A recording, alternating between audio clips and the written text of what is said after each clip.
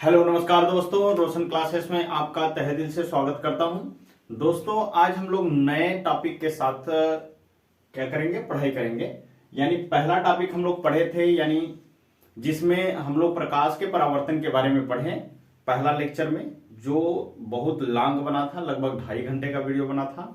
उसी हिसाब से उसके अंकित क्वेश्चन हम लोग पढ़े 2 वीडियो में। ठीक है, 2 वीडियो, एक वीडियो में 6 क्वेश्चन पढ़े थे, अलग अलग टाइप के क्वेश्चन, और एक वीडियो में यानी पार्ट 2 में हम लोग 6 क्वेश्चन अलग टाइप के पढ़े थे। जो प्रकाश के परावर्तन से संबंधित जो न्यूमेरिकल यानी आंकिक प्रश्न थे, वो आपके उसी वीडियो से ही मिलते जुलते रहेंगे, यानी उसी से आपके बोर्ड के एग्जाम में पूछे जाएंगे, चाहे 10th वाले बच्चे दे रहे हो बोर्ड के एग्जाम, चाहे 12 वाले। ठीक है, कोई भी है, यानी दोनों के चैप्टरों में यह चीजें दिया हुआ है। प्रकाश का परावर्तन यानी सवाल जब भी आएगा तो वहां से आपसे बनेंगे सवाल। ठीक, तो हम लोग नेक्स्ट वीडियो की बात करेंगे। जैसे नेक्स्ट टॉपिक आपका क्या है, प्रकाश का अपवर्तन, रिफ्लेक्शन ऑफ लाइट। क्या है? रिफ्लेक्शन ऑफ लाइट, यानी इसके बारे में पहले हम लोग पढ़ेंगे। थोड़ा सा ये हम लिखे हैं कि आपको समझा, ठीक है, समझने के लिए कोशिश करेंगे। तो जब हम लोग इसके टॉपिक पढ़ लेंगे, यानी अपवर्तन से संबंधित हर टॉपिक पढ़ लेंगे, तो उसके बाद इससे संबंधित जो आंकिक प्रश्न होंगे हम लोग उस सवाल को लगाएंगे।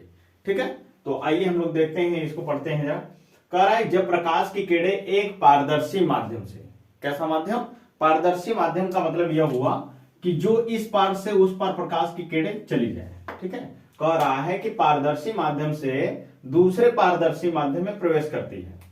एक पारदर्शी माध्यम है जो कह रहा है कि एक माध्यम से दूसरे माध्यम में प्रकाश का परिवर्तन हो, यानी प्रवेश कर जाती है, तो दोनों माध्यमों के पृथककारी पृष्ठ पर वे अपने मार्ग से विचलित हो जाते हैं। यानी वे अपने मार्ग से क्या हो जाते हैं? विचलित हो जाते हैं, चेंज हो जाते हैं, स्थान चेंज कर देते हैं, अपना जो रूट है बदल देते हैं, तो विचलित हो जाते हैं। तो यह घटना प्रकाश का क्या कहलाता है? अपवर्तन यानी रिफ्रैक्शन कहलाता है। या हम कह सकते हैं, अर्थात आप लिख सकते हैं कि फर्स्ट माध्यम के सापेक्ष, या हम कहेंगे कि पहले माध्यम में जो प्रकाश की किरणें जा रही है, दूसरे माध्यम में प्रकाश की जो किरणें जाएगी, तो वो अपने मार्ग से क्या हो जाएगी? विचलित हो जाएगी। या सेकेंड माध्यम से फर्स्ट माध्यम में प्रकाश की किरणें जब भी आएगी, तो अपने मार्ग से क्या हो जाएगी? विचलित हो जाएगी।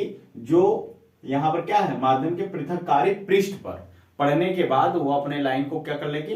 अपने जो रास्ता है, पथ है जो उसका, चेंज हो जाता है। तो इस घटना को प्रकाश का अपवर्तन कहते हैं। सिंपल तरीके से आप इतना भी लिख सकते हैं, उसमें जब भी आएगा क्वेश्चन कि प्रकाश का अपवर्तन क्या कहलाता है, तो आप लिखेंगे कि जब प्रकाश की किरणें एक माध्यम से दूसरे माध्यम में प्रकाश पहुंचता है, पृथककारी पृष्ठ से पहुंचता है, तो वहां पर क्या होगा? अपने मार्ग को विचलित कर देता है। ठीक, अब चाहे वो माध्यम दो माध्यम होने चाहिए। एक माध्यम हो सकता है आपका वायु हो, एक माध्यम हो सकता है आपका वाटर हो।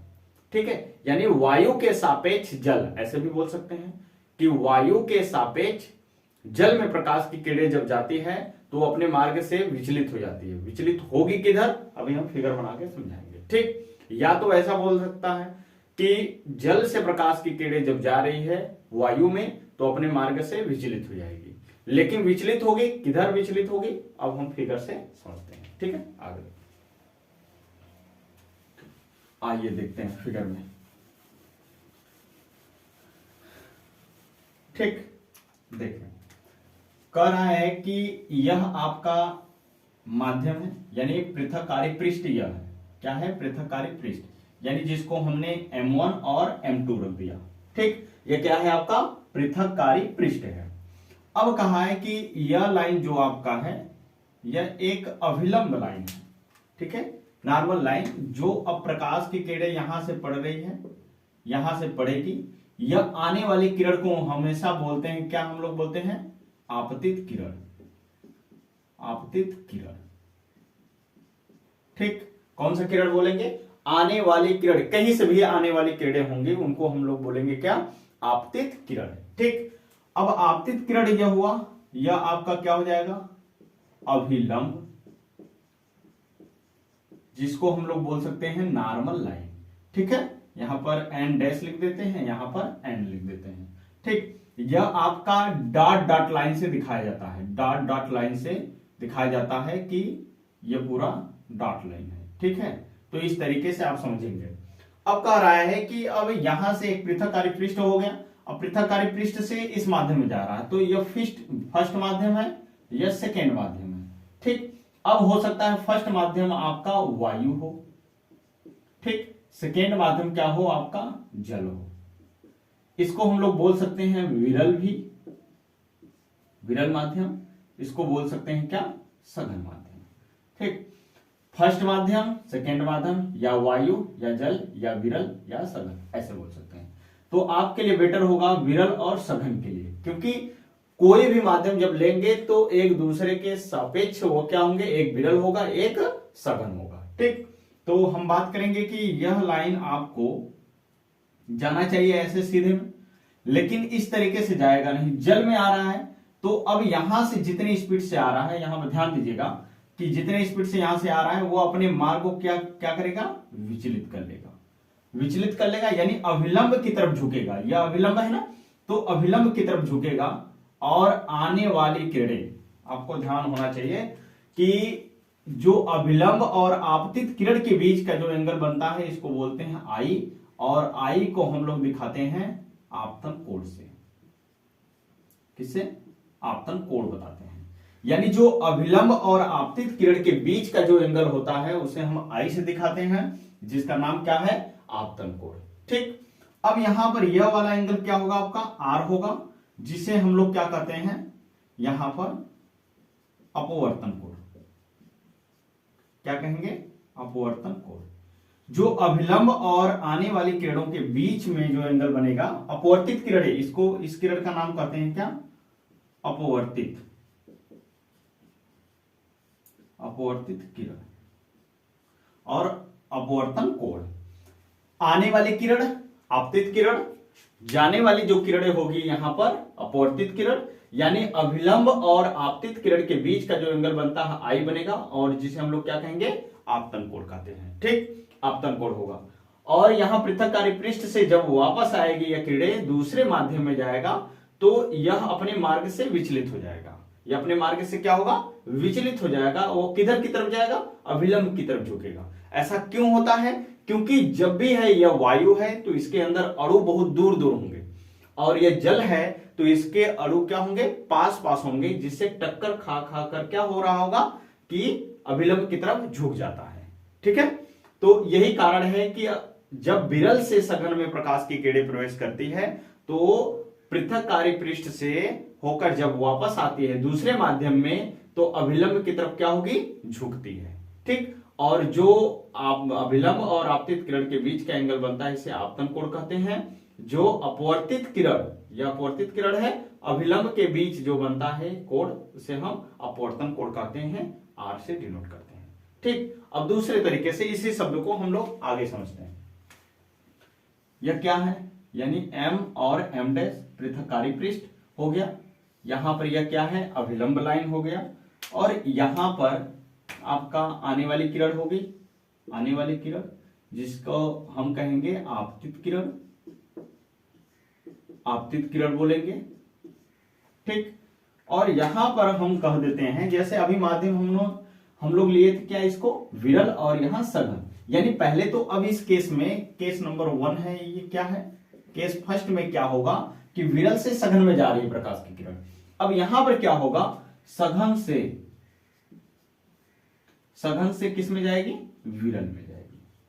तब क्या कंडीशन होगा, यह फर्स्ट मीडियम है आपका, यह सेकेंड मीडियम है। ठीक, यह हो सकता है आपका जल हो, यह हो सकता है आपका कांच हो। ठीक है, तो इसके सापेक्ष यह क्या है, विरल है, इसके सापेक्ष यह क्या है, सघन है।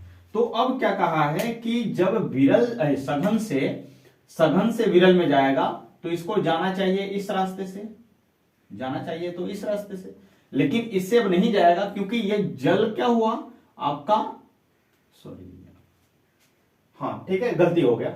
अब यहां पर अगर मीडियम हम बदल लेते हैं पहले, नहीं तो गलत हो जाएगा। ठीक है, यहां पर पहले यहां होना चाहिए जल, यहां होना चाहिए क्या, कांच। ध्यान दीजिए, मिस्टेक हो गया है वो लिखने में माध्यम। ठीक है, तो यहां पर क्या होगा कि यह आपका जल होगा, यह क्या होगा आपका कांच। देखिए यहां पर क्या था, विरल यानी वायु था और यहां जल था, तो इसके सापेक्ष यह क्या है, सघन, यही चीज यहां पर क्या है, इसके सापेक्ष यह क्या है, विरल। तो सघन से विरल में जा रहा है प्रकाश की किरण, किसमें, सघन से विरल में जा रहा है, तो यह अभिलंब की तरफ नहीं झुकेगा, अभिलंब से क्या होगा, दूर हटेगा। क्या करेगा, अभिलंब से दूर हटेगा। और यह क्या होगा, यहां पर आपतन कोण का मान क्या होगा आपका, आई, जो नॉर्मल लाइन है यहां पर यानी अभिलंब है, और यहां पर जो एंगल बनेगा आर बनेगा। देखिए पहले क्या हो रहा था कि जब विरल से सघन में प्रकाश की किरणें आ रही थी तो अभिलंब की तरफ झुक रहा था। यहां पर क्या होगा, जब सघन से विरल में जा रही है तो प्रकाश की किरणें अभिलंब से दूर हो रहा है, यानी आर का कोण का मान जो होगा आई से क्या होगा, यहां पर ज्यादा होगा, और यहां पर क्या होगा, आर का मान आई के अपेक्षा क्या होगा, कम होगा। ठीक, यह केस होता है, यानी यह अपवर्तन की परिभाषा को समझाया जा सकता है। ठीक, अब 2 पॉइंट यहां पर नोट करना है। क्या नोट करना है, नोट 2 पॉइंट करना है। आपसे पूछा जाता है एग्जाम में कि अपवर्तन के घटना में इसकी चाल क्या होगी, यानी माध्यम बदल रहा है तो चाल स्पीड क्या होगा, इसका चेंज होगा। तो हम लोग लिखेंगे कि अपवर्तन के घटना में, अपवर्तन के घटना में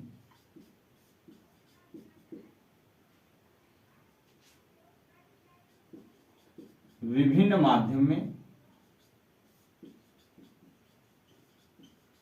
माध्यमों में चाल बदल जाता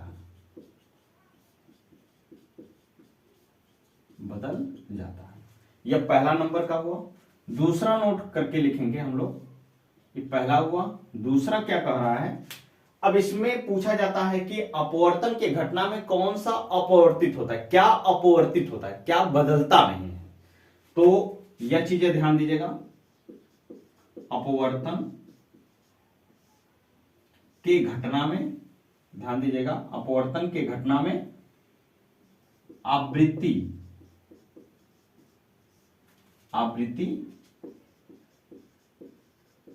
अपरिवर्तित होता है, ऐसे।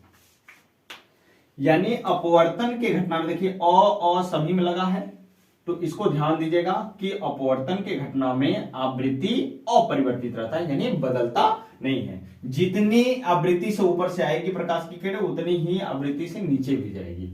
लेकिन अपवर्तन के घटना में विभिन्न माध्यमों में चाल बदल जाता है। जैसे यहां पर जिस स्पीड से आ रही होगी, यहां पर इसका स्पीड v1 होगा, इसका स्पीड यहां क्या हो जाएगा, v2 हो जाएगा, क्योंकि माध्यम बदल रहा है ना। जब माध्यम बदलेगा तो अणु टक्कर करेंगे, उस लाइट के प्रकाश की किरणों को क्या करेगा, रोकेगा, इसलिए वहां पर चेंज हो जाता है। उसी हिसाब से यहां पर भी क्या होगा, ये इसका वेग v होगा, इसका वेग v2 हो जाएगा।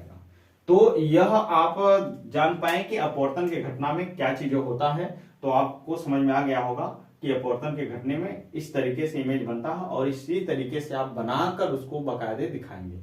यहां पर यह दोनों चीजें जरूर समझ लीजिएगा। उसके बाद अभी हम लोग नेक्स्ट टॉपिक पढ़ेंगे, क्या है, प्रकाश के अपवर्तन के नियम। ठीक है, इसका स्क्रीनशॉट लीजिए।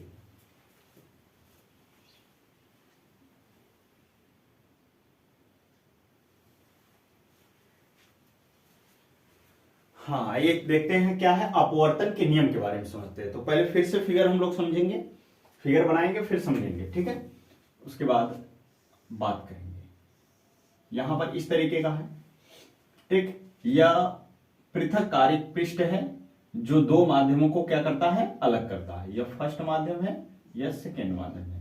हो सकता है यह विरल हो सकता है यह सघन, या यह सघन या विरल, ठीक है। बस बात आपको ध्यान देना है कि जब प्रकाश की किरणें विरल से सघन में जाएगी तो अभिलंब की तरफ क्या होगी, झुकेगी। जब सघन से विरल में जाएगी तो अभिलंब से क्या होगी, दूर होगी। ठीक, अब इतना तो समझ गए होंगे। अब क्या कह रहा है कि हाँ, यहां समझने वाली बात यह है कि कभी भी अगर आपसे कह दे कि अगर प्रकाश की किरणें इसी पर से आ जाए, यानी अभिलंब लाइन पर आएगी, तो क्या होगा, आपतन कोण और अपवर्तन कोण का मान क्या होगा। तो यहां पर नोट कर लीजिएगा कि जब प्रकाश की किरण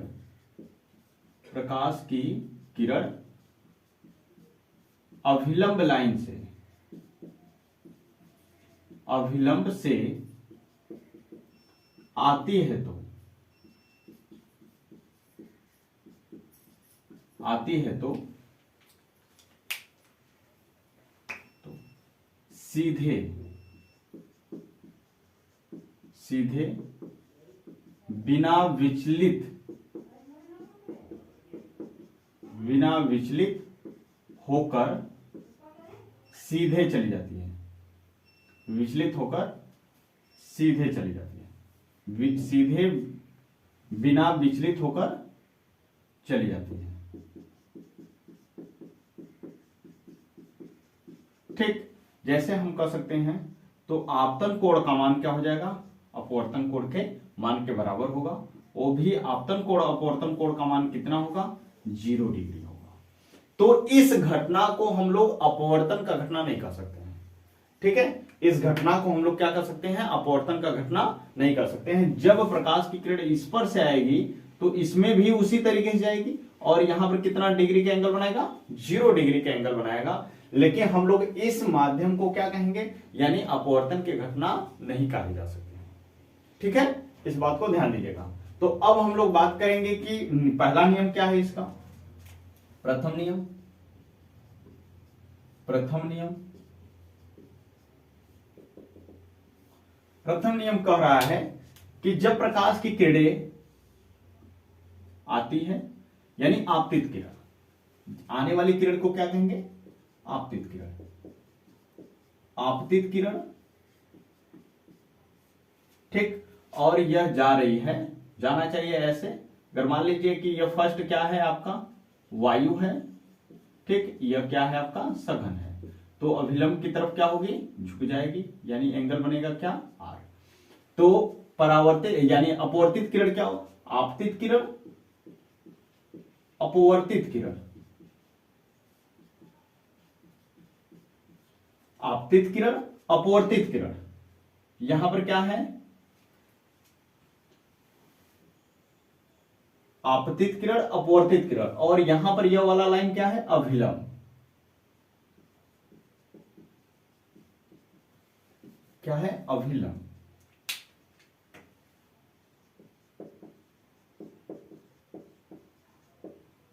अभिलंब, तीनों एक ही तल में होंगे, एक ही तल में होते हैं या होंगे। ठीक है, एक ही तल या एक ही पृष्ठ में होते हैं। तो देखिए, जो आने वाली किरण हो गई इसको बोलते हैं आपतित किरण, जाने वाली किरण को अपवर्तित किरण, और यह जो अभिलंब है तो तीनों क्या होंगे, एक ही तल में होते हैं। ठीक, यह तो पहला नियम हुआ। द्वितीय नियम इसका क्या होगा, द्वितीय नियम,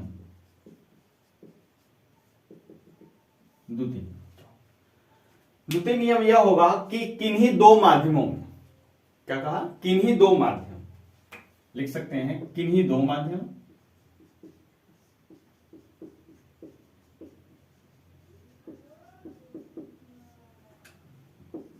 दो माध्यमों में, पहला माध्यम क्या है आपका, वायु, दूसरा माध्यम क्या है, सघन। तो हम लिख सकते हैं किन्हीं दो माध्यमों में जब प्रकाश की किरण, जब प्रकाश की किरण या किरणें जाती है तो पहले माध्यम, तो पहले माध्यम, माध्यम की ज्या,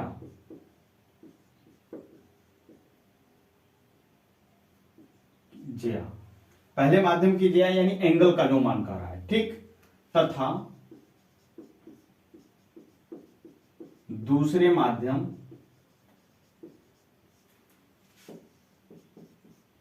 की ज्या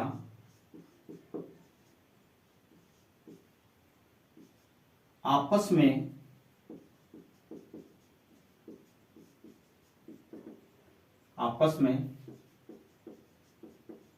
समानुपाती होती है। ठीक है, समानुपाती होती है या अनुपाती होती है। ठीक है, अभी हम बता दे रहे हैं उसको। तो इसको हम लोग ऐसे लिख सकते हैं, sine I proportional sine R. ठीक, अब हम क्या करेंगे, आप लोग जानते हैं कि जब इस प्रोपोर्शनल को हटाते हैं तो एक नियतांक लगाते हैं। जी यहां पर नियतांक क्या है, n, और यहां पे इंटू क्या हो जाएगा, साइन आर हो जाएगा। ठीक, साइन आर हो गया। अब यहां पर हम लिख सकते हैं साइन आई बटे क्या हो जाएगा, साइन आर हो गया, इक्वल कितना के, n के। इसी चीज को इधर हम लिख देते हैं, n बराबर क्या होगा, साइन आई बटे साइन आर हो गया। यह क्या होगा आपका सेकेंड नियम है। इस नियम को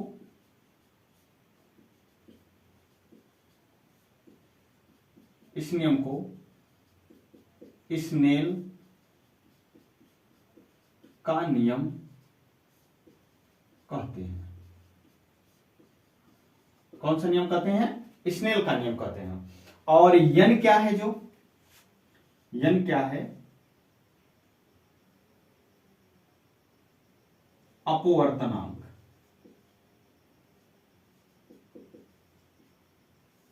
दोनों माध्यमों का क्या है, अपवर्तनांक। यानी एक माध्यम का अपवर्तनांक होगा, दूसरे माध्यम का अपवर्तनांक होगा, तभी तो निकल पाएगा, यानी जो एंगल बता रहा है। ठीक, यहां पर अब ऐसे हम इसको लिख सकते हैं, कहीं कहीं बुक में अपवर्तनांक को म्यू से भी दिखाया जाता है, तो इसको हम लिख सकते हैं कि म्यू बराबर साइन आई बटे साइन आर भी बताते हैं, ऐसा भी लिखते हैं। ठीक है, तो दोनों सूत्र हैं, लेकिन जो चीजें हम बताए हैं यहां पर ये गौर करिएगा कि किन्हीं दो माध्यमों में जब प्रकाश की किरणें जाती हैं तो पहले माध्यम की ज्या यानी कोण का जो मान होगा, वहां पर क्या होगा, यहां पर कोण का मान, यहां पर आई होगा, यहां पर आर होगा। जो आई होगा अब क्या होगा, आई माध्यम की ज्या तथा दूसरे माध्यम की ज्या आपस में क्या होता है, समानुपाती, या हम कह सकते हैं उसको अनुपाती बोल सकते हैं। ठीक है, अनुपात बोलेंगे तो डायरेक्ट हम लिख सकते हैं n बराबर साइन आई बटे साइन आर, लेकिन समानुपाती या अनुक्रमानुपाती बोल देंगे तो sine I proportional sine R लिखना पड़ेगा। तो यहां से प्रोपोर्शनल को हटाएंगे तो एक नियतांक आ जाएगा, जिस नियतांक का नाम क्या है, अपवर्तनांक। अब n इधर छोड़ देंगे, साइन आर को नीचे ला देंगे, तो यह हो जाएगा n बराबर साइन आई बटे साइन आर। इस नियम को क्या कहते हैं, स्नेल का नियम। यानी अपवर्तन के द्वितीय नियम को हम लोग क्या पढ़ते हैं, स्नेल का नियम। आप लोग जानते होंगे कि एग्जाम में आ जाता है कभी कभी कि स्नेल का नियम बताइए 2 नंबर में, तो आपको द्वितीय नियम लिखकर बकायदे इस फार्मूले को व्यवस्थित करके बताना पड़ेगा, तभी तो आपको 2 नंबर मिलेंगे। ठीक है, तो इतना तक जाने हम लोग, आगे इसमें देखते हैं। ठीक है, हाँ, इसमें नोट करने वाली बात है। ठीक है, इसको थोड़ा सा स्क्रीन रफ कर रहे हैं हम। ठीक, इधर का अब आगे देखिए, इसको थोड़ा समझना है, इसमें नोट कर लेना है थोड़ा एक चीजें। ठीक है, देखिए इसमें क्या है, कह रहा है कि अगर आपको कह दिया कि जब प्रकाश की किरणें एक माध्यम से दूसरे माध्यम में जा रही है तो उसको कैसे लिखेंगे हम लोग। ठीक है, तो यदि प्रकाश की किरणें, नोट है, यदि प्रकाश की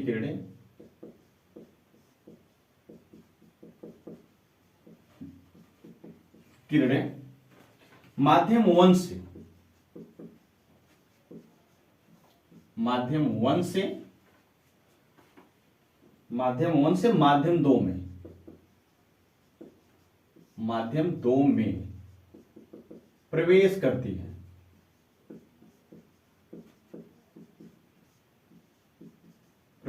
है, तो अपवर्तनांक क्या लिखेंगे, 1 and 2 लिखेंगे। क्या लिखेंगे, 1 and 2 लिखेंगे। अगर हम लोग को अगर ऐसे ही लिखा हुआ है 1 and 2 लिखा हुआ है तो हम लोग इसको ऐसे भी लिख सकते हैं n2 बटे n1 भी। यानी इसका मतलब यही कह रहा है कि जो प्रकाश की किरणें होगी एक माध्यम से दूसरे माध्यम में जा रही है, ऐसे समझ लीजिए। एक माध्यम से किस में जा रही है, दूसरे माध्यम में जा रही है। तो यहां से जो जाएगी या फर्स्ट माध्यम है या सेकेंड माध्यम है, तो सेकेंड जिसमें जाती है उसको पहले लिखते हैं, जिसमें से जाती है उसको नीचे लिखते हैं। तो इस तरीके के हम लोग समझ जाएंगे। जैसे अगर यही कह दे कि एयर से ग्लास में जा रहा है, तो एयर के सापेक्ष ग्लास लिखेंगे ऐसे, यहां पर ऐसे दिखा देंगे, एन जी बटे क्या होगा, एन ए लिखेंगे। यानी जिसमें जा रही है उसको पहले लिखेंगे, ऊपर लिखेंगे, जिसमें से जा रही है उसको नीचे लिख देंगे। यह हो जाएगा आपका क्या, इस तरीके का माध्यम को जानना पड़ेगा। ठीक,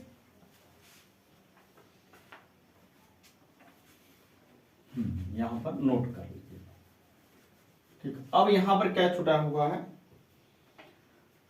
हाँ, इसका मतलब यह हुआ कि 1 and 2 जो लिखा हुआ है को माध्यम 2 का माध्यम 1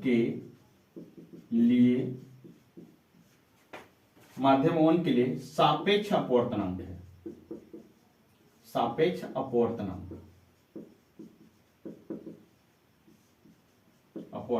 होगा। ठीक, जो बताए हैं वही चीज लिखना है इसमें। और इसमें दूसरा चीज नोट करके लिखना है क्या, एग्जाम में कभी कभी आता है, लेकिन हम लोग बात करेंगे आगे भी, तो परेशान होने की जरूरत नहीं है, लेकिन लिख लीजिए यहां पर। ठीक है, क्या होगा, सबसे कम अपवर्तनांक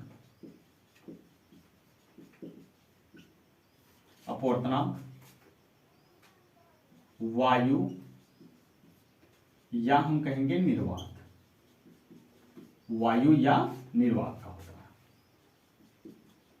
होता है। ठीक, लेकिन सबसे ज्यादा या सबसे अधिक हीरे का होता है। ठीक, अब यहां पर होता कितना है वास्तव में, होता कितना है इसका वास्तव में लिख लीजिए। ठीक, वायु या निर्वात कहा है, वायु या निर्वात, इसके लिए होता है क्या आपका 1.008 होता है, लेकिन हम लोग लिखते क्या है इसको 1 के बराबर। ठीक, अब हीरे का अपवर्तनांक जो होगा तो यह 2.42 होता है। ठीक, अपवर्तनांक का कोई मात्रक नहीं होता है, तो इस तरीके से आप समझ गए होंगे कि सबसे ज्यादा अपवर्तनांक हीरे का होगा, सबसे कम वायु या निर्वात कहेगा, जिसका होता है 1.008 या 1 लिखते हैं। अक्सर किताब में देता है क्या 1 लिखना पड़ता है। अगर ऑप्शन में आ गया कि निर्वात का अपवर्तनांक कितना होगा, अगर ये ऑप्शन में होगा तब इसको मारना पड़ेगा। ठीक है, अन्यथा अगर नहीं दिया है तो आप 1 करके ही 1 ही समझकर लगाएंगे। ठीक, आगे हम लोग दूसरा टॉपिक पढ़ते हैं इसी चैप्टर में, इसी क्लास में। ठीक है, आगे इसको देख लीजिए।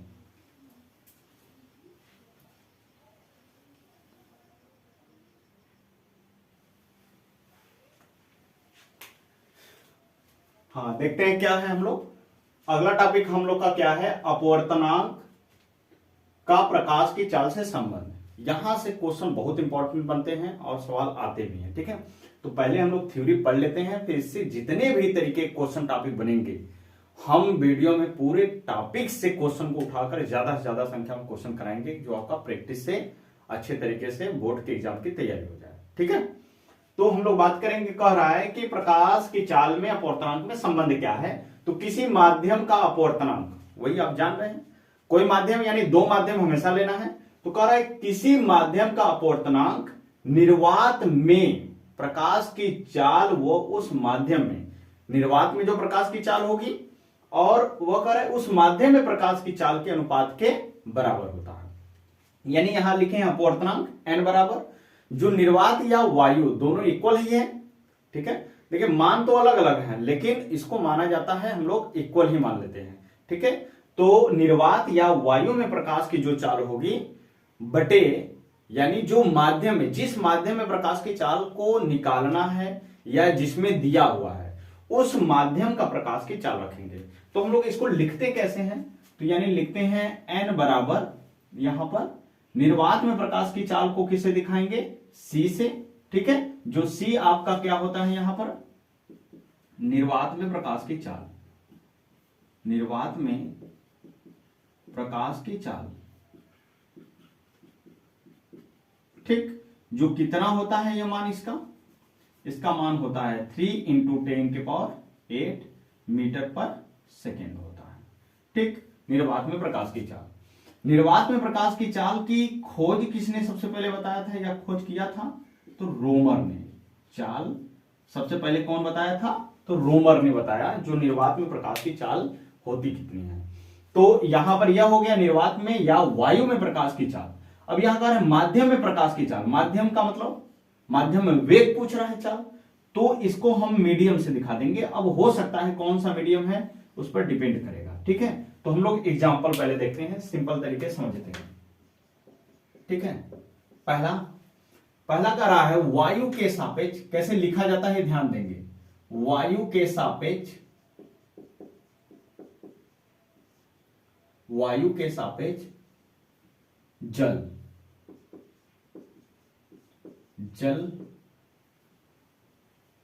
का अपवर्तनांक।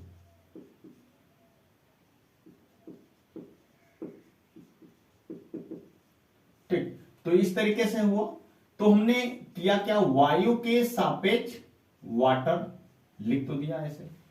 ठीक है, वायु के सापेक्ष यानी वाटर, तो अपवर्तनांक लिखा गया। अब माध्यम क्या कर रहा है, वायु यानी सी ही है। अब इसमें वेग किसका होगा, यानी वाटर का लिख देंगे। यह आपका क्या हुआ, यानी वाटर में बता रहा है, तो समीकरण 1 बना दीजिए यहां पर। अब आगे कह रहा है कि वायु के सापेक्ष ग्लास में अपवर्तनांक, यानी यहां पर ऐसे लिख देते हैं पहले, वायु के सापेक्ष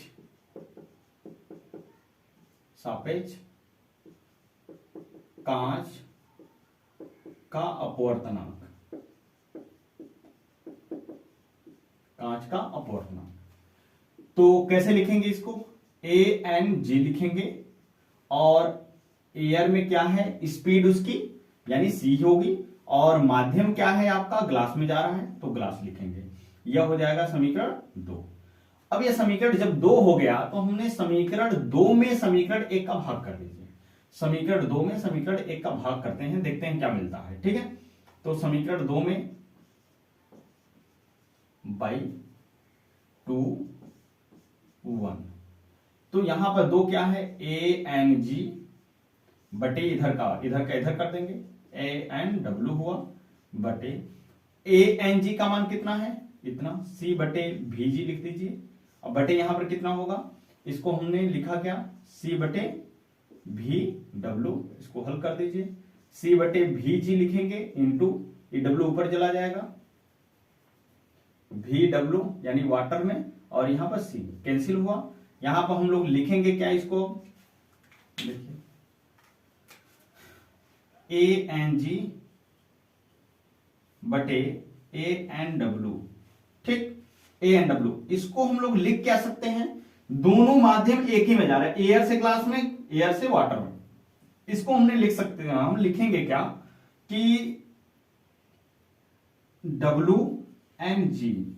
अब तो जानते हैं ना कि इसको हम लोग लिखते हैं, जो नीचे होता है जिसमें जाता है उसको पहले दिखाते हैं, और जिसमें से होकर जाता है उसको बाद में दिखाते हैं। तो सेम चीज यही लिखा हुआ है, बस यहां मीडियम एक था, यानी वायु के ही सापेक्ष दोनों था, इसलिए हमने ऐसा कर लिया। तो इसके बराबर आंसर कितना आएगा यहां पर, वाटर, और बटे क्या होगा, VG। यानी हम कह सकते हैं, यहां पर दिखा सकते हैं कि इसको हम लोग लिखेंगे कैसे, वाटर के सापेक्ष ग्लास का अपवर्तनांक। यहां पर हम लोग लिखेंगे VW बटे VG लिख देते हैं। यानी इसका मतलब यह हुआ कि यह उसके इनडायरेक्टली प्रोपोर्शनल है, व्युत्क्रमानुपाती है। अपवर्तनांक के वेग क्या है, व्युत्क्रम है, यानी उल्टा है। देखिए यहां पर समझिए, पहले WNG लिखा हुआ है, इसको हम लोग लिख सकते हैं क्या, NG बटे NW लिख सकते हैं। जब G ऊपर लिखे हैं तो उसका वेग किस में बता रहा है, W में, यानी वाटर में स्पीड बता रहा है। ठीक, अपवर्तनांक किसका बता रहा है? अपवर्तनांक ग्लास का बता रहा है यानी कांच का, लेकिन जल में क्या बता रहा है? जल में उसका बता रहा है वेग। इसलिए यहां पर ग्लास है, यहां पर है, इनडायरेक्टली होता है, इसलिए हम लोग ऐसे ही लिख सकते हैं उसको। ठीक है, तो ये वेग निकालने का तरीका है, यानी अपवर्तनांक और प्रकाश की चाल में संबंध। हमेशा ये फार्मूला याद रखेगा, यह सबसे इंपॉर्टेंट फार्मूला है। ठीक है, इंपॉर्टेंट यही फार्मूला है आपका, यह सीख गए तो आपका हो गया। ठीक है, जिसमें कहेगा, जिस माध्यम में कहेगा उस माध्यम का लगा दीजिए, हो गया बस। जैसे हमने बताया क्या, वायु के सापेक्ष जल का अपवर्तनांक C/VW, समीकरण 1 हो गया। वायु के सापेक्ष कांच का अपवर्तनांक C/VG लिख दिए। कोई भी रहेगा, लिक्विड कहेगा कि कोई एक लिक्विड है, कोई दूसरा लिक्विड है, तो उसके सापेक्ष उसका अपवर्तनांक, इस तरीके से उसमें वेग निकाल सकते हैं। ठीक, तो वास्तव में यह फार्मूला याद होना चाहिए, यह फार्मूला याद होना चाहिए आपको, यह फार्मूला याद होना चाहिए। ठीक, आगे देखते हैं।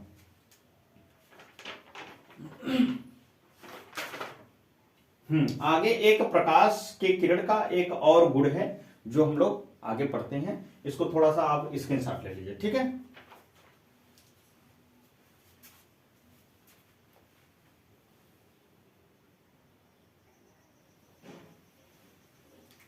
हाँ देखते हैं क्या है, प्रकाश किरणों की उत्कीर्णता यानी रिवर्सिबिलिटी ऑफ लाइट यानी रे। ठीक है, तो इसके बारे में हम देखते हैं कि जो प्रकाश की किरणें जो होती है उत्क्रमित कैसे होती है। यह प्रकाश का तो गुण है, जो प्रकाश के परावर्तन क्लास नहीं किए होंगे, अब 2.5 घंटे का वीडियो है, 1 शॉट वीडियो बनाए हैं, पूरे प्रकाश के परावर्तन से संबंधित जितने भी जानकारियां हैं उस वीडियो में डाल दिया गया है। ठीक है, तो उसमें देख लीजिए कि प्रकाश का रिवर्सिबिलिटी क्या होता है।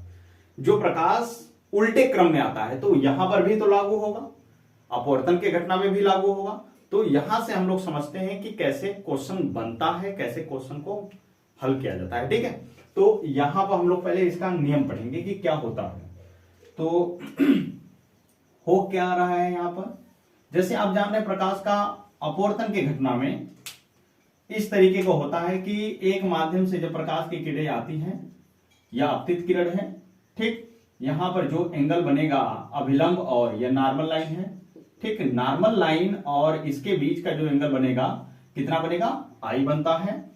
ठीक, जाना चाहिए इसको इस माध्यम से, ध्यान दीजिएगा जरा, यह फर्स्ट माध्यम हुआ, यह सेकेंड माध्यम हुआ आपका, यानी वायु है यह, और क्या है यह सघन है। ठीक, ध्यान दीजिएगा, जाना चाहिए इस रास्ते से, लेकिन यह रास्ता जाता नहीं है, ऐसे जाता है। ठीक, तो यानी यह एंगल आपका क्या हुआ, अपवर्तन कोण यानी R।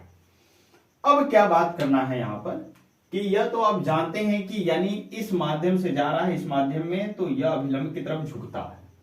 ठीक, तो इसको स्नेल के तरीके से हम लोग क्या लिखते हैं, 1 and 2, यानी हम लिखते हैं कि साइन I/sin R। स्नेल का नियम यह पढ़ चुके हैं, जान चुके हैं। ठीक, स्नेल का नियम क्या है आपका, 1 and 2, या हम लिख सकते हैं इसको, क्या लिखेंगे, N2/N1,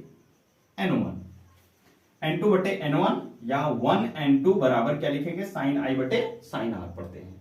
ठीक, तो यहां पर क्या कहा है कि वायु के सापेक्ष सघन, यानी फर्स्ट मीडियम के सापेक्ष सेकेंड मीडियम, तो हमने लिखा कैसे, यानी 2 1 ऐसे लिख दिया और साइन I/sin R लिख दिया। ठीक, यहां पर यह चीजें तो हुआ, लेकिन अगर हम लोग कह दें कि एयर है, यह आपका क्या है, जल है। ठीक, यानी वाटर, तब क्या लिखेंगे इसको, तब यहां पर हम लोग लिखेंगे, फर्स्ट ऐसे चलेंगे, वायु के सापेक्ष जल का अपवर्तनांक, वायु के सापेक्ष जल का अपवर्तनांक क्या लिखेंगे, साइन I/sin R। क्या लिखेंगे, साइन I/sin R।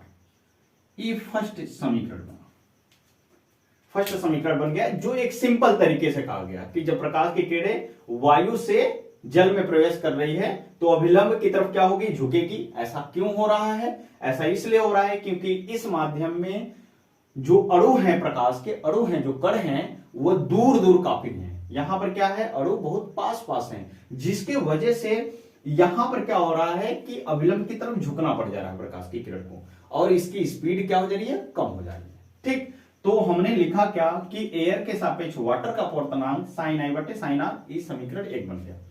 अब प्रकाश के उत्क्रमित करना है, यानी उल्टे क्रम में।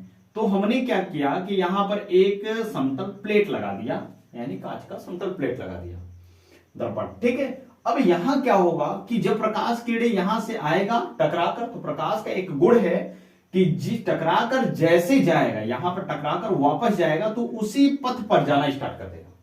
क्या करेगा? उसी पथ पर जाना स्टार्ट कर देगा और यहां से जाएगा तो अब इसमें ऐसे जाने लगेगा। तो अब हम लोग लिखेंगे क्या? इसको लिखेंगे वाटर के सापेक्ष एयर का अपवर्तनांक। क्या लिखें? वाटर के सापेक्ष एयर का अपवर्तनांक। तो अब हम एंगल क्या लिखेंगे, ये बात को ध्यान दीजिएगा। तो साइन, यहां पर साइन आई था जो ऊपर से आ रहा था, लेकिन यहां से अब प्रकाश नीचे से ऊपर जा रहा है, तो यह वाला एंगल क्या है आपका? आर है। तो यहां पर लिखेंगे साइन आर लिखेंगे। नीचे क्या होगा? अब यहां चला गया तो यह वाला एंगल क्या है? साइन आर के जगह हम क्या लिखेंगे? साइन आई लिखेंगे। बस उल्टा कर देना है एंगल, और कुछ करना नहीं है। यानी एयर के सापेक्ष वाटर ऐसा लिखेंगे और वाटर के सापेक्ष एयर लिखेंगे तो ऐसे लिखेंगे। यह समीकरण क्या हो जाएगा आपका? तो अब समीकरण 1 व 2 को आपस में क्या करते हैं? गुणा कर देते हैं। जब गुणा करेंगे तो क्या होगा? यहां पर गौर करिएगा, एयर के सापेक्ष वाटर इंटू वाटर के सापेक्ष एयर बराबर, यहां पर इसका भी मान रखिए, साइन आई बटे sine R into sine R बटे साइन आई होगा। तो यह वाला इससे कट जाएगा, इससे कट जाएगा। यहां पर बचा क्या? एयर के सापेक्ष वाटर गुणित वाटर के सापेक्ष एयर, यहां पर कितना बचा? 1 बचा। अब हम लोग इसको लिख सकते हैं, एयर के सापेक्ष वाटर बराबर क्या लिखेंगे? 1 बटे वाटर के सापेक्ष एयर, यानी ऐसा भी लिख सकते हैं, ठीक। या हम इसको ऐसे लिख सकते हैं, वाटर के सापेक्ष एयर बटे क्या लिखेंगे? एयर के सापेक्ष वाटर, यानी ऐसा भी लिख सकते हैं। दोनों फार्मूला लिख सकते हैं। जैसे आपको दे दिया कि जल से कांच में प्रकाश की किरणें प्रवेश कर रही है, जिसका अपवर्तनांक क्या है? 3/2। क्या हमने बोला? जल से कांच में प्रवेश कर रही है, प्रकाश की किरणें जल से कांच में प्रवेश कर रही है, जिसका अपवर्तनांक दिया है 3/2 दे दिया, ठीक। अब कहेगा कि कांच के सापेक्ष जल का अपवर्तनांक क्या होगा? तो 2/3 हो जाएगा। क्या करेंगे? उसको उल्टा कर देंगे। नहीं समझ में आ रहा? यहां पर देख लो, एयर के सापेक्ष वाटर निकालना है और वाटर के सापेक्ष एयर दिया है, तो यहां पर रखेंगे तो उल्टा नहीं जाएगा, ऊपर बदल जाएगा। यहां पर देखिए भाई, एग्जाम्पल तरीके समझिए। कह रहा है कि एयर वाटर के सापेक्ष ग्लास का अपवर्तनांक दिया है 3/2, ठीक। अब पूछ दिया कि ग्लास के सापेक्ष वाटर का अपवर्तनांक कितना होगा। तो क्या करेंगे? यहां पर ऐसा करेंगे, 1 इसको लिख देंगे उल्टा, यानी वाटर के साथ इसका उल्टा ना होगा भाई। यहां पर एयर वाटर है, ऐसे वाटर एयर लिख दिए बटे में करके, वाटर एयर है, वाटर एयर वाटर लिख दिए 1 करके। तो यहां पर क्या होगा? एयर के वाटर के सापेक्ष ग्लास, तो यहां पर 1 वाटर के सापेक्ष ग्लास का मान कितना दिया है? 3/2। तो 3/2 आएगा, 2 ऊपर चला जाएगा, 3 नीचे आ जाएगा, ऐसा हो जाएगा। इस तरीके से भी क्वेश्चन बनता है, ठीक। तो यह आपको समझ में आ गया होगा प्रकाश किरणों की उत्कीर्णता, ठीक है। और 2 चीजें बचा हुआ है जिसके बारे में हम लोग पढ़ेंगे, यानी क्रांतिक कोण और पूर्ण आंतरिक परावर्तन के बारे में। फिर उसके बाद एग्जाम्पल पढ़ेंगे कि कैसे किस घटना पर कैसे एग्जाम्पल बनते हैं, ठीक। आइए देखते हैं इसके बारे में।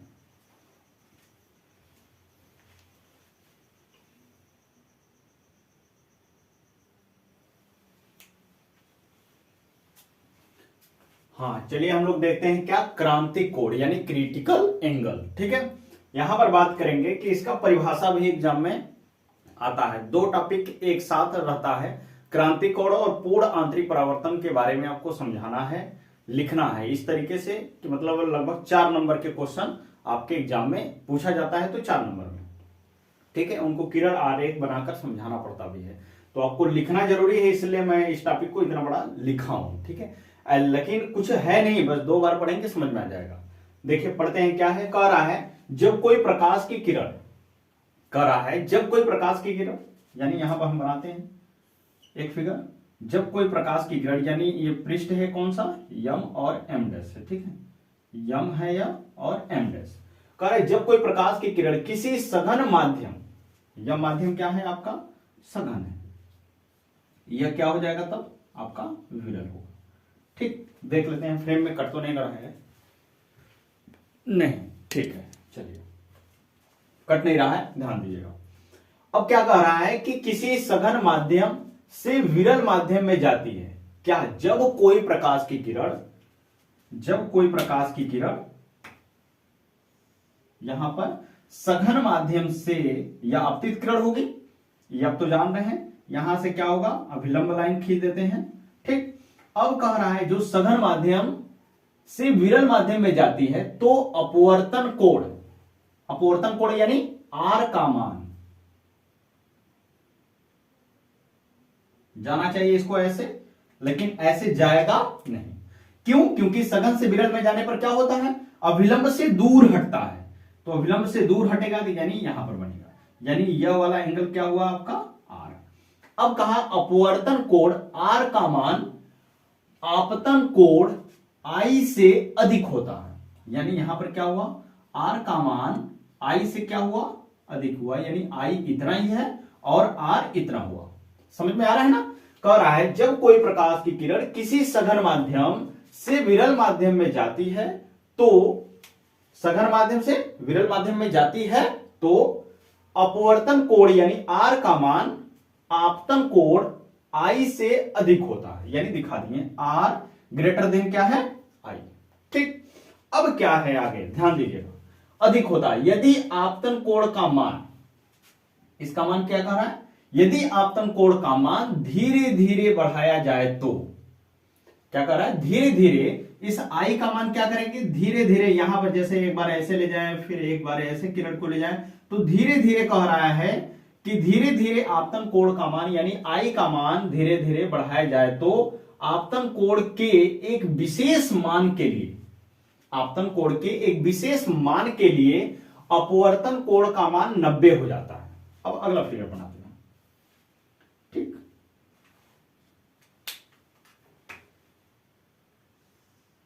यहां पर ऐसा हुआ, यह अभिलंब लाइन हुआ।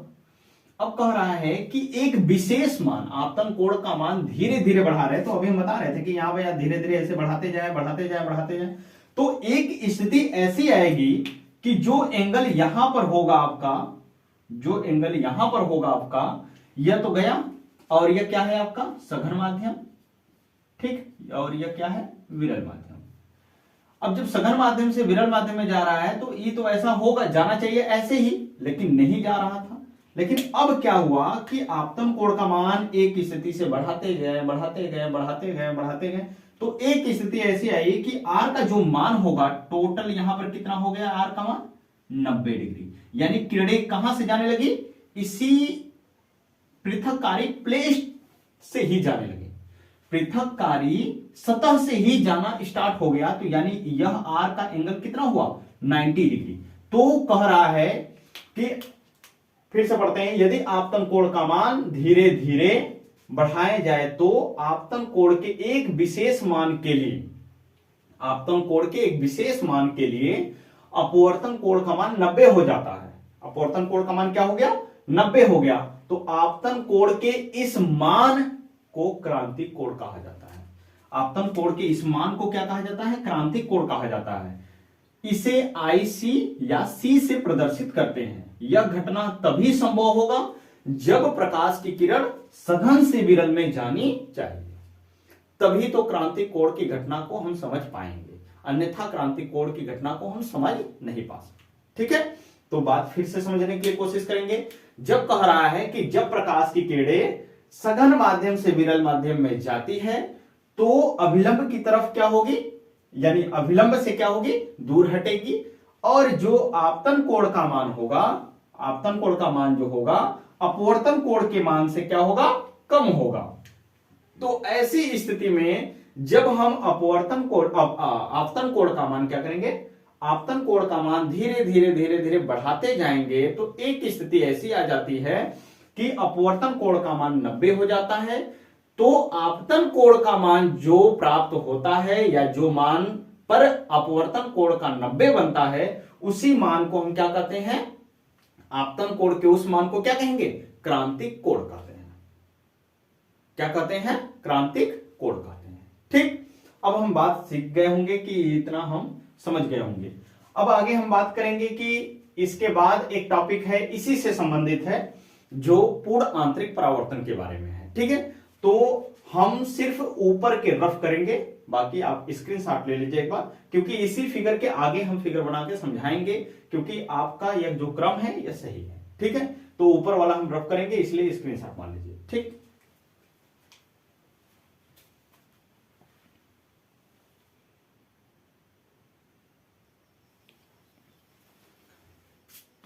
हाँ चलिए देखते हैं हम लोग क्या है, पूर्ण आंतरिक परावर्तन, टोटल इंटरनल रिफ्लेक्शन, यानी इसे हम जानते हैं TIR से भी बहुत लोग बोलते हैं। ठीक है, कहते हैं TIR का नियम क्या है या शर्त क्या है। ठीक है, टोटल इंटरनल रिफ्लेक्शन। ठीक है, यहां पर हम बात करेंगे इसके, जो फिगर था क्रांतिक कोण वाला सेम वही चीजें हैं, आगे एक फिगर हम बनाएंगे। ठीक है, तो पहले हम लोग इसको पढ़ते हैं ध्यान से। यह क्रांतिक कोण और पूर्ण आंतरिक परावर्तन दोनों एक ही साथ एग्जाम में पूछा जाता है, तो पूर्ण आंतरिक परावर्तन और क्रांतिक कोण के बारे में, तो इसीलिए दोनों का फिगर एक साथ बनाया जाता है और दोनों के पॉइंट जो हैं अच्छे तरीके से समझ में आना चाहिए, अन्यथा गलत हो जाएगा सवाल। कभी कभी ऐसा होता है कि यह केवल 2 शर्त पूछा जाता है एक नंबर में, कि पूर्ण आंतरिक परावर्तन के लिए कौन सा शर्त होना चाहिए, क्या होना चाहिए। 2 शर्त होते हैं, दोनों अनिवार्य हैं। ठीक है, अब ध्यान दीजिए, प्रकाश की किरण के सघन माध्यम से विरल माध्यम में जाने पर, क्या कहा, प्रकाश की किरण के सघन माध्यम से विरल माध्यम में जाने पर, यानी सघन माध्यम से विरल माध्यम में जाना चाहिए या जाने पर, यदि आपतन कोण का मान, क्या कहा, आपतन कोण का मान, आपतन कोण का मान क्रांतिक कोण से अधिक कर दिया जाए। अब देखिए यहां पर इस फिगर में आपतन कोण का मान, जो आने वाली किरण है, आपतन कोण का मान इस समय क्या है, क्रांतिक कोण इसे कहते हैं। आप जान रहे हैं, समझ रहे हैं इसको, कि इस स्थिति को क्या कहेंगे हम, क्रांतिक कोण। लेकिन यहां पर कहा है क्या, क्रांतिक कोण से अधिक कर दिया जाए। इस क्रांतिक कोण के मान से भी अधिक करने के लिए बात कहा, यानी अब जो क्रांति यहां तक है तो यह तो क्रांतिक कोण है ही, लेकिन इससे भी ज्यादा करने के लिए बोल रहा है, यानी इतना बढ़ाने के लिए बात कर रहा है, इतना बढ़ाने के लिए, यानी इससे ज्यादा और बढ़ा दें। यहां पर पढ़िए, अधिक कर दिया जाए तो प्रकाश की किरण दोनों माध्यमों को अलग करने वाले पृष्ठ से, दोनों माध्यमों को अलग करने वाले पृष्ठ से पूर्ण रूप से परावर्तित हो जाता है।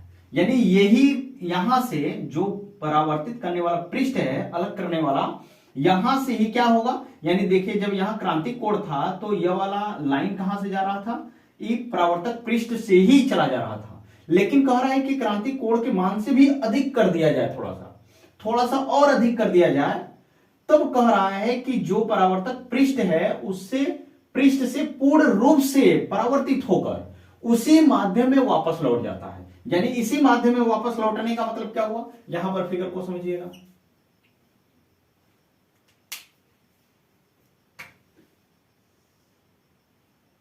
यह आपका अभिलंब लाइन है। ठीक, अभी तक तो इसी पर जा रहा था, यानी आर का जो मान था 90 था।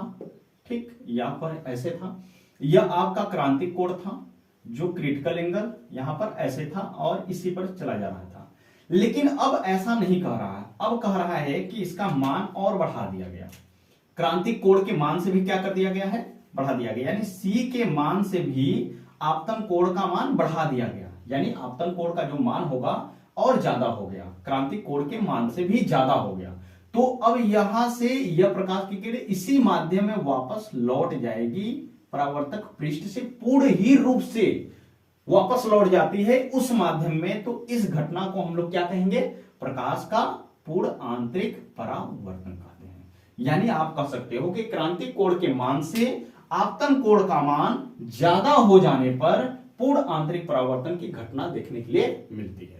ठीक, पहले फिगर में आप समझे होंगे इस तरीके का कि सघन से विरल में जाना चाहिए और सघन से विरल में जाने के लिए आपतन कोण, यहां अपवर्तन कोण होता है। अपवर्तन कोण का मान आपतन कोण के मान से ज्यादा था, लेकिन अब यहां अपवर्तन कोण का जो मान है, आर का जो मान है 90 डिग्री है। यहां पर 90 डिग्री होने पर यह आपतन कोण का जो मान होता था वो कितना हो जाता था? आपतन कोण का मान, आपतन कोण का मान हो जाता था C, यानी क्रांतिक कोण जिसे कहते थे। ठीक, यहां तो क्रांतिक कोण समझ गए। अब यहां पर हम बात किए हैं कि जब क्रांतिक कोण के मान से भी आपतन कोण का मान ज्यादा कर देने से यह परावर्तक पृष्ठ से टकराकर उसी माध्यम में प्रकाश की किरणें वापस हो जाती है, तो इस घटना को हम क्या कहेंगे? प्रकाश का पूर्ण आंतरिक परावर्तन, यानी हम यहां पर लिख सकते हैं PIR। PIR का घटना यहां पर देखने के लिए मिलता है, और यह शर्त जरूर ध्यान दीजिएगा। शर्त पहला क्या है? प्रकाश सघन माध्यम से विरल माध्यम में जाना चाहिए। ये देख ही रहे हैं आप, सघन माध्यम से विरल माध्यम में जा रहा है, तभी तो यह ऐसे दूर होता जा रहा है, फिर उसी माध्यम में जाएगा। अगर विरल से सघन में जाता तो कहां हो पाता? नहीं हो पाता। ठीक, दूसरा शर्त क्या है? आपतन कोण का मान क्रांतिक कोण के मान से अधिक होना चाहिए, जो यहां पर हम आपको दिखाते हैं। यह घटना आपको पूर्ण आंतरिक परावर्तन यानी TIR के नाम से जाना जाता है, और यह देखने के लिए आपको समझना है। यह तो फिगर 3 बनाना ही पड़ेगा आपको। यह फिगर पहले बनाना होगा, फिर क्रांतिक कोण का दिखाना होगा, तो यहां पर लिखना पड़ेगा कि यह फिगर कैसा है? क्रांतिक कोण को बताना है, क्रांतिक कोण को। ठीक, ऐसे उसके बाद आपको पूर्ण आंतरिक परावर्तन दिखाना होगा, जिसमें लिखना होगा TIR के नाम से, जो क्रांतिक कोण के मान से अधिक होगा आपतन कोण का मान, तभी तो यह पूर्ण आंतरिक परावर्तन होगा। ठीक है, अब हम लोग टॉपिक आगे पढ़ते हैं। जो क्रांतिक कोण और अपवर्तनांक में जो रिलेशन होता है, वहां से भी एग्जाम में क्वेश्चन पूछा जाता है, तो वहां हम लोग देखते हैं। ठीक है, ये पूर्ण आंतरिक परावर्तन की जो घटना होंगे, अभी हम लोग अपवर्तन की घटना, पूर्ण आंतरिक परावर्तन की घटना दोनों के बारे में पढ़ेंगे। ठीक है ना, आगे देखिए क्रांतिक कोण अपवर्तनांक के बारे में आगे। ठीक,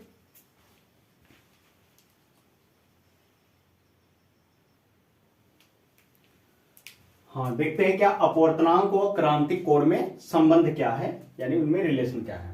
ठीक है, तो पहले आप लोग जान चुके हैं, यानी पढ़ चुके हैं कैसे मीडियम को हमको समझना पड़ता है।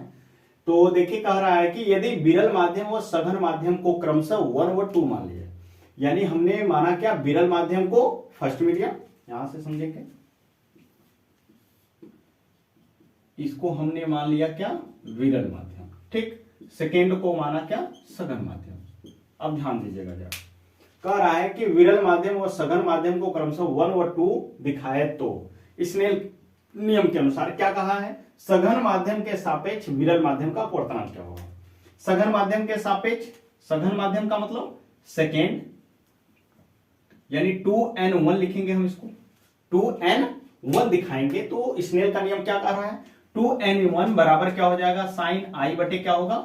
साइन आर होगा आपका। ठीक, वही चीज हम लिखे हैं यहां पर, साइन आई बटे साइन आर। ठीक, अब क्या कह रहा है कि आप क्रांतिक कोण के बारे में पढ़ चुके हैं कि जो आपतन कोण का मान जो होता था, यानी जो आई का वैल्यू होता था, आप पहले फिगर में पढ़े थे कि आई का जो वैल्यू था वहां पर क्या होता था? C, तभी तो क्रांतिक कोण होगा था।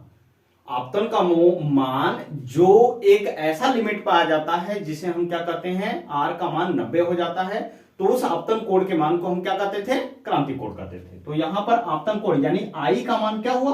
C हुआ, तो यहां पर 2n1 की जगह हम क्या लिखेंगे? साइन आई की जगह क्या लिखेंगे? C लिख देंगे। और आपतन कोण का मान, अपवर्तन कोण का मान क्या होगा? यानी R 90 होगा, तभी तो क्रांतिक कोण होगा। R 90 होगा तभी तो क्रांतिक कोण होगा ना। तो R 90 हुआ, तो यानी साइन R का मान यहां क्या रखेंगे? हम 90 रख देंगे। तो साइन 90 का मान कितना होता है? 1 होता है। जब 1 रखेंगे तो 2n1 का मान कितना आएगा? साइन C आ जाएगा। ठीक, क्योंकि 1 रखेंगे तो 1 खत्म हो जाएगा, तो 2n1 बराबर कितना आ जाएगा? साइन C प्राप्त होगा आपका। ठीक, अब उसको हम लिख सकते हैं, आप फार्मूला पढ़े हैं कि अपोजिट, यानी जिस मीडियम से जा रहा है, यानी जिस मीडियम को हमको लिखना पड़ता है, तो जैसे यहां पर सेकेंड माध्यम के सापेक्ष फर्स्ट माध्यम, इसको हम लिख सकते हैं क्या? 1/1 माध्यम के सापेक्ष सेकेंड माध्यम। ऐसा तो आप पढ़ चुके हैं, जान चुके हैं, ऐसे लिखते हैं। तो यहां पर हमको निकालना है किसके सापेक्ष? यानी पहले, यानी क्रांतिक कोण के बारे में। तो पहले सापेक्ष के माध्यम यानी सेकेंड माध्यम का निकालना है, तो 1n2 लिख देंगे बराबर 1/2n1, जो इसका मान कितना दिया है साइन सी आप निकाल चुके हैं, तो यहां 1n2 लिखकर बराबर 1/sin c लिख देंगे। यही आपका क्या होगा, क्रांतिक कोण में संबंध है, क्रांतिक कोण में संबंध है। ठीक, अब दो चीजें और नोट करना है, यहां पे इसको हम रब करेंगे या नोट करेंगे। ठीक, देखिए आपसे कभी कभी ऑब्जेक्टिव क्वेश्चन पूछेगा, क्या पूछेगा, पूछेगा कि लाल रंग का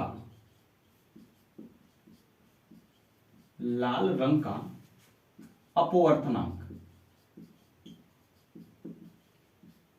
लाल रंग का अपवर्तनांक क्या होता है, अधिक होता है।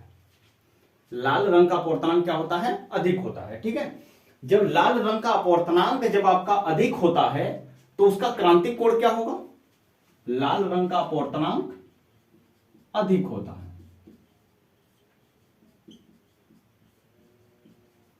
लेकिन बैंगनी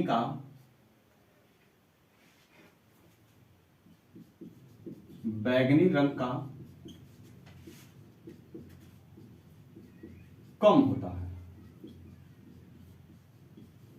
बात को ध्यान दीजिएगा, यहां पर इनडायरेक्टली प्रोपोर्शनल यानी अपवर्तनांक है n बराबर क्या है 1/sin c, ऐसे समझेंगे आप। ठीक, जिसका अपवर्तनांक ज्यादा होगा, अपवर्तनांक लाल रंग का क्या है, अधिक है, तो लाल रंग का अपवर्तनांक तो अधिक हुआ, लेकिन इसका क्रांतिक कोण क्या होगा, लाल रंग का क्रांतिक कोण क्या होगा, कम होगा। ये बात को ध्यान दीजिए, क्योंकि अपवर्तनांक और क्रांतिक कोण में रिलेशन कैसा है, इनडायरेक्टली यानी व्युत्क्रम है। यानी लाल रंग का अपवर्तनांक अधिक है यहां पर, तो क्रांतिक कोण क्या होगा, कम होगा। लेकिन बैंगनी रंग का जो अपवर्तनांक कम है तो इसका क्रांतिक कोण क्या होगा, ज्यादा होगा। ये चीजें आप याद रखिएगा, ये नोट करके हम लिखवाएं, क्योंकि आप इसको नोट कर लीजिएगा अपने दिमाग में या अपने कॉपी पर लिख लीजिएगा कि लाल रंग का अपवर्तनांक अधिक होता है, जिसके वजह से उसका क्रांतिक कोण क्या होगा, कम होगा। ठीक, जैसे सबसे ज्यादा अपवर्तनांक किसका होता है, सबसे ज्यादा अपवर्तनांक हम बताए हैं, अभी लिखवाए हैं कि हीरे का अपवर्तनांक होता है जो 2.42 होता है, तो उसका क्रांतिक कोण क्या होगा, क्रांतिक कोण सबसे कम होगा, क्रांतिक कोण उसका क्या होगा, सबसे कम होगा। होता कितना है हीरे का क्रांतिक कोण, हीरे का क्रांतिक कोण होता है आपका 24 डिग्री होता है। ठीक है, तो अपवर्तनांक सबसे ज्यादा जिसका होगा, क्रांतिक कोण उसका उतने ही डाउन होगा। ठीक है, अब बात करेंगे यहां पर इस तरीके का, तो हो गया। ठीक, अभी आपका टॉपिक खत्म हो गया, लेकिन एग्जाम में और दो चीजें आता है, अपवर्तन के घटना के बारे में पूछा जाता है और पूरा आंतरिक परावर्तन के घटना के बारे में पूछा जाता है। ठीक, तो उस पर हम लोग थोड़ा सा विचार करते हैं, आइए।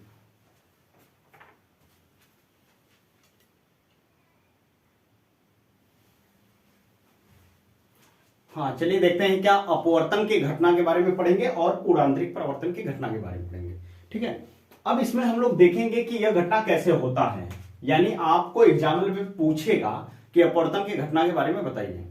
ठीक है, तो पहला एग्जाम्पल आप लिखेंगे, एग्जाम्पल मैं बता दे रहा हूं, आप सुन लीजिए ध्यान से, खुद आप समझ जाएंगे। ठीक है, तो अपवर्तन की घटना में जो चीजें वस्तु अपनी स्थिति से बदल कर दिखे, जो भी कंडीशन हो अपनी स्थिति से बदल कर दिखे, वो अपवर्तन की घटना में जानी जाएगी। जैसे एग्जाम्पल, जैसे पानी में मछली तैरती हुई नजर आती है, लेकिन आपको हमको क्या दिखाई देती है, बहुत ऊपर दिखाई देती है, लेकिन क्या वास्तव में ऊपर मछली रहती है, नहीं, वो अपने वास्तविक गहराई पर नहीं होती है, यानी वो ऊपर हमको दिखाई देता है, लेकिन वास्तव में वो उतनी ऊंचाई पर होती नहीं है, तो उससे नीचे होती है, तो यानी वो आपको प्रतीत, उभरा हुआ प्रतीत नजर आएगा।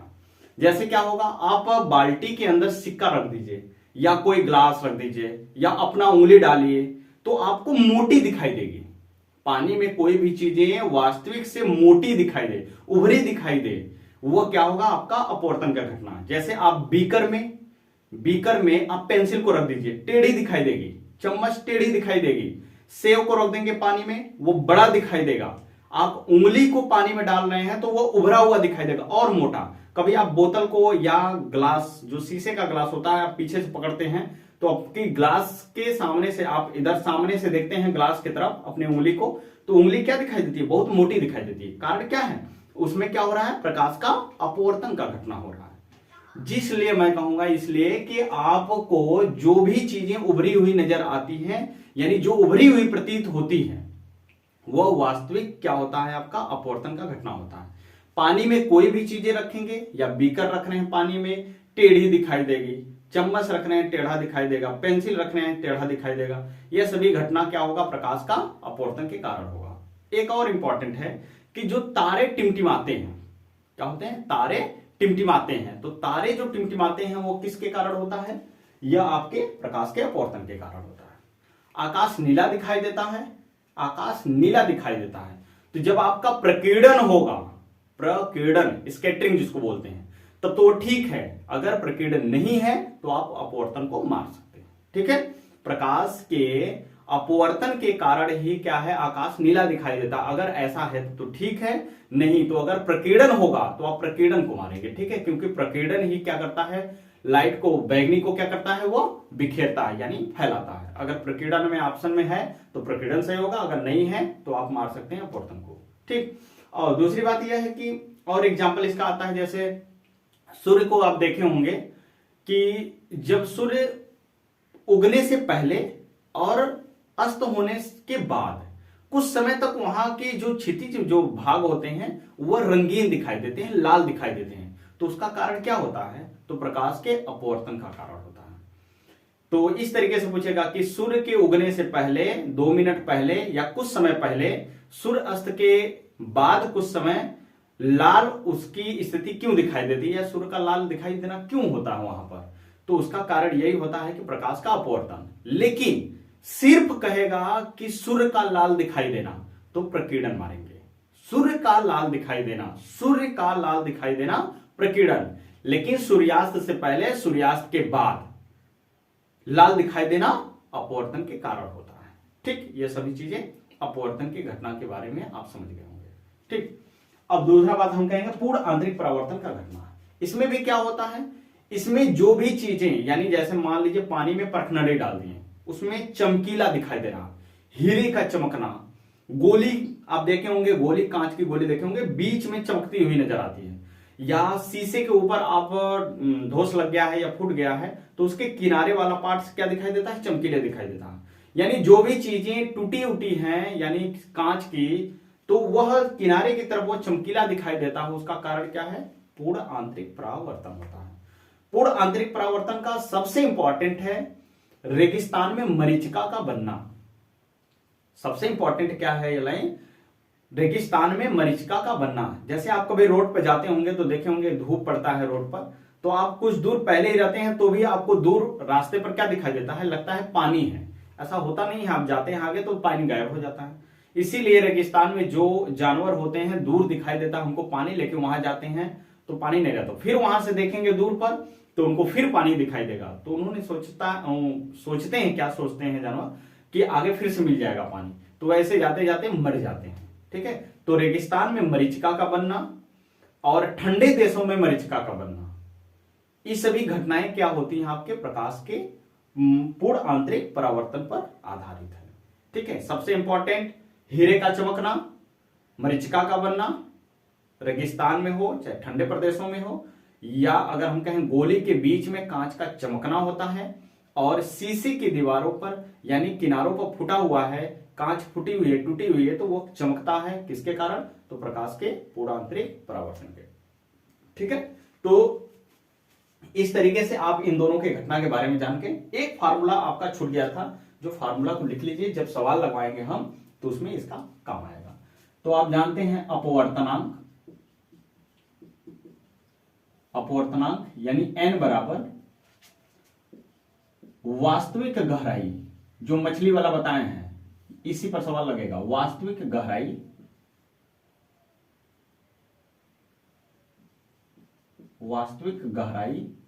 बटे आभासी गहराई, आभासी गहराई।